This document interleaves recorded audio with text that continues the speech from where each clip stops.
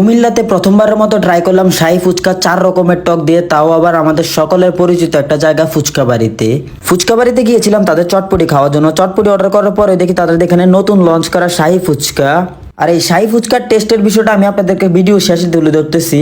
যেহেতু প্রথমে চটপটিটা অর্ডার করছি তাই চটপটিটাই খাইতেছিলাম।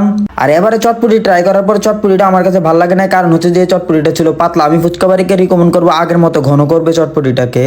পরে এই শাহী ফুচকাটা ট্রাই করার জন্য শাহী ফুচকাটা নিয়ে নেই, যেখানে ছিল 4 রকমের স্পেশাল টক। আর আমি প্রথমেই খাওয়া শুরু করে দিই 4 ধরনের টকটা একটা ফুচকাতে দিয়ে। 4 রকমের এই টকটা দেওয়ার পরে হচ্ছে যে ফুচকাটা যখন আমি আমার মুখে দিই, ভাইরে ভাই বিশ্বাস করেন মুখের মধ্যে এটা ব্লাস্ট করছে। চটপটিটাও আমার কাছে ভালো লাগছে, তবে এতটা আহামরি লাগে না যতটা বেশি ভালো লাগছে এই শাহী ফুচকাটা।